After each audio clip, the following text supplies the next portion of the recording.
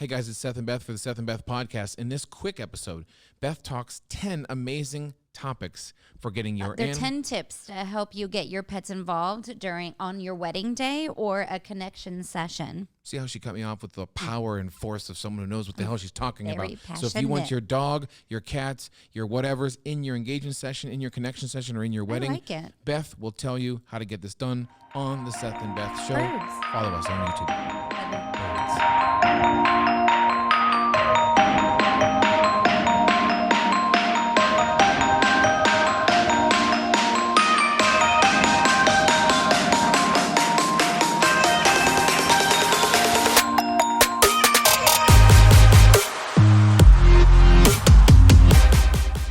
Hey everybody, it's the Seth and Beth channel with Seth and Beth. How are you, Beth? I'm awesome. Good. Beth, you had this amazing topic, and I want to hit it right now. In this episode, you're going to learn the 10 amazing... Go ahead, Bethy. Okay, 10 tips to include your pets in your wedding day and engagement photos. This is huge. This is one of the things we get questions on all the time. Can I have my dog in my engagement photos? How do I get my pet lizard, or a dog? I'm kidding. How do I get my dog, my cat? If you want a lizard in engagement photos, we should take those Let's photos. do it. How do I get my dog, my cat involved in a wedding day? So real quick, Beth and I want to hit you with some of the things we've learned over the past 10 years and 200 weddings. Yes. Beth, what are some tips that our listeners... Okay, these are in no order whatsoever. These are just like thoughts that I have, and so now I'm presenting you my thoughts. Go ahead, okay, baby. So you definitely want to make sure that you get your pet groomed, like prestige, whatever that is, whether you take it to a groomer or you just do it yourself, but make sure you wash them, if you blow dry them, if you brush them, whatever it is.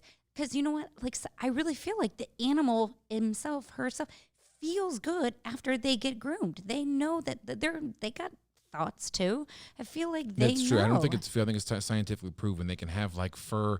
They do feel good. Our dog feels wonderful after a bath It really and grooming. does. So get your pet groomed. I mean, they're going to feel better in the photos as well, and you're going to notice. It won't be like 5 years later, be like, oh gosh, look, it kind of looks ratty. Mm-hmm. You know, like don't just get the pet groomed. What about number 2, Beth? Okay, don't forget the leash. I know this sounds. But, you know, you Mm-hmm. put the dog in the car and all of a sudden you're driving and now you don't have a leash, but you're at a park. I mean, you have to make sure that you bring the leash. So, like, before you leave, or I'm going to get to it, whoever is bringing the animal, that's very important, that you have a checklist of all of these things. And I'll make a PDF on our website where you can print off the PDF and check them off as you go. But, like, actually check off, like, leash. Got it.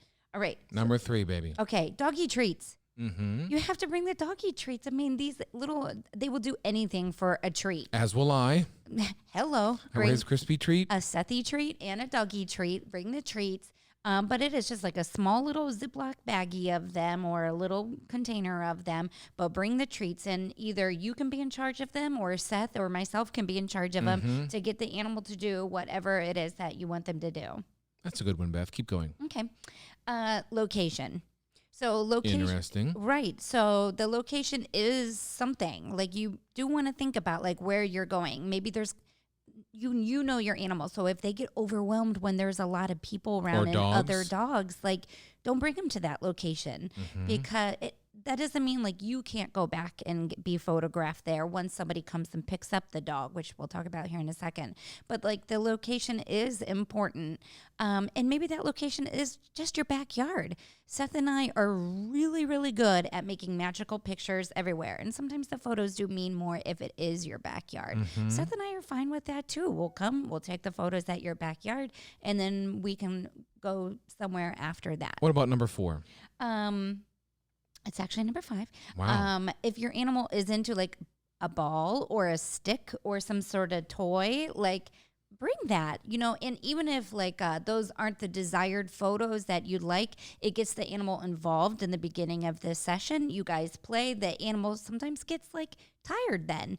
So then once they're tired, They might just sit around. They'll a little just bit better. sit around, and then you can get those desired photos that you are looking for the save the date or for your wall art or your album or whatever it is. But make sure to bring the ball. I find too, just like little kids, you know, sometimes I think 5 years later you might look back that was their little baby, and so our dog has some toys that I think we'll look back in the future and be like, look, there's his little baby that he always loved. And so those they weren't the photos that you were most anticipated to photograph. Like unfortunately, your doggy is going to pass away sometime.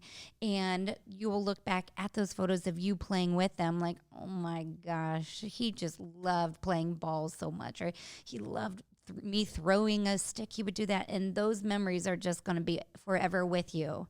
So definitely bring the toys. Great point. Number 6, Beth. Okay. Number 6 is what I've been talking about, the designated trusted person. This is huge. This really is huge. Please don't try to leave the dog in the car, or you're responsible for the dog the entire photo shoot. If it is your wedding day, I would not make a guest in charge of the animal, because the guest wants to be a part of your wedding experience. This is a slippery slope of finding someone who's close enough to watch your dog, but also not close enough to be invited to the wedding. So, and you know what? You can really make that, you can just really ease right over that by, we can get a photo of you and the dog and that designated person, and you can give that picture to the person in a thank you card when it's all said and done. How nice, Beth. Or you can buy them a really nice present. I will do anything for a nice gift. Jenny's ice cream delivered? Hello, Jenny's. You can deliver ice cream, or you take them to lunch. Or So typically it's like 16 and over people, maybe neighbors, high school kids with nothing to do on a Saturday. These are perfect people to come get your dog from your home. So you have everything ready to go for this designated person. Please do not ask the designated person to like get the treats and get the ball and get all of this together. Like, get it all ready for them. They just have to come pick up the dog. They deliver the dog to your location. They're standing around during the photos. The dog's lovely. The dog is lovely. And then they take the dog back home. And really, people love helping. They really do. They'll forever remember helping you out on your wedding day. And you'll always, think of them fondly, too, for helping you out as well to make sure that all happens. This is a great tip, Beth. What's next? Okay. Oh, the next tip was actually make sure the person is not a guest or a family member. Okay. If it's an engagement shoot, that's fine. Like, Mom doesn't mind. Sisters. Like, that's totally fine. But on a wedding day, oh my gosh, like, just have a neighbor or a coworker is always great, and maybe it actually saves you some money because like it gets them involved during the wedding process, but you didn't have to invite them. I don't know. It's kind of a win-win. Okay, accessories. I love the doggy accessories. Please get them. They are so cute with the bow ties or like a scarf or something like that. Oh my gosh, get them. We can change out. Like if you have like 3 different ones. Oh my God, Beth. Okay, now you're going crazy. I'm serious. Okay, fine. They're so cute. Oh, and you know what, Seth? Yes. Florists can actually make like live floral arrangements for dogs. Check out some of our recent blog posts where like we have like some we talk about dogs in examples. Ceremonies and examples of And dogs some walking pictures. down I'm with flowers. serious. And, it's great. Okay. Expectations. Okay. So like this is something that like I know even you can hear how excited I am right now, but like sometimes, I mean, it is an animal. They might not cooperate. So we just have to like keep that in mind. Patience? To have patience, or like know that maybe the doggy just never cooperates. Maybe you don't get that photo that like you had one photo and you just wrote this one photo, and maybe you just don't get the dog never looked the way that, and they wouldn't settle down, and they wouldn't. But so you've captured this time with your animal. We can't tranquilize the animal, Beth? We can't. Okay, keep going. So even with like, I'm glad you're running this show, not me. Yes, you have to keep in mind that maybe you don't get that one perfect Instagram photo that you were hoping for. Okay. So you have to keep your expectations like. I think the same would go with weddings. I do think that as opens up a whole well. other can of worms. But keep going, Beth. That's another podcast. Okay, so I always would suggest you to start off the photo session with the animal photos. Like, don't wait to the end, because you might be enjoying your photo session, creating these beautiful creative photos together, and now you have to like hurry up and wrap it up because the doggy's going to be here soon.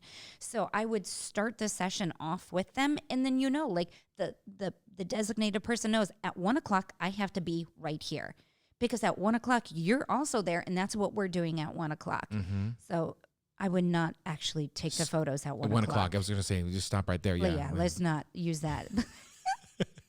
You're like, it's 7:45 a.m. when we do your engagement photos. We want the dog there, the alligator. Okay, Beth, you're great. Keep going, baby. Okay, but I would not start off the photo session with those photos. I would no, I do want to. What am I saying? Oh my gosh, I'm sorry. You do want to start I do. engagement session with the dog photos. Okay, but just like I said, like make a list of all those things, print off the PDF from our website that has all these things, check them off, make sure that you have everything, put all of these things in one designated bag, and that is what I call the doggy bag. Did you come up with that term yourself? I would say in the end, Beth, with all of these wonderful tips, is to don't feel like you don't. I would encourage more people to include their animals in all forms of photography sessions.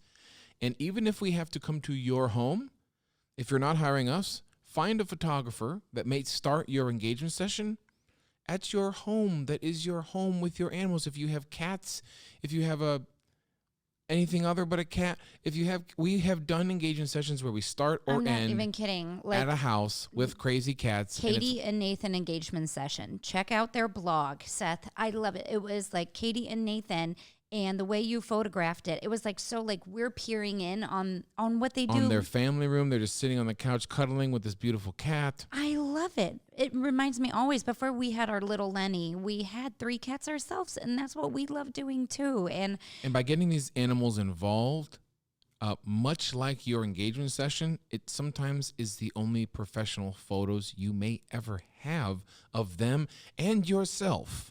And so we put a drastic. And that's not all you did for Katie and Nathan was like take photos of, like you did get other photos as well. Whatever it is that you guys wanted to do during their connection session. So that's why like taking the time to document this, but then also document the other things that you guys love doing too. Beth, you're full of knowledge and insight. Thank you, honey. The world thanks you. You're YouTube welcome. thanks you. And if you want to thank us, you can reach us at sethandbeth.com. Please like right around here, the thumbs up. Smashing the thumbs up would really help the YouTube algorithm. Beth, just fine. I want people who say algorithm all the time. I want a clear definition of what they think algorithm is, because I certainly don't know myself. It's some sort of mathematical equation. But oh my gosh, I thought you were asking me. I wasn't going to go there and embarrass you, because if you asked me, I'd be like, what? Some sort of mathematical. Okay. Regardless, sethandbeth.com. SethandBeth. I have you. On Instagram, you can find us at SethandBethPhoto. Yeah. And we'll put a link down below to some of the documents that Beth describes, our website, the PDF about having dogs, and we'll certainly fill this. This podcast up with some photos. And follow us, follow our blog, Seth and Beth. Thanks. Bye, guys. Bye.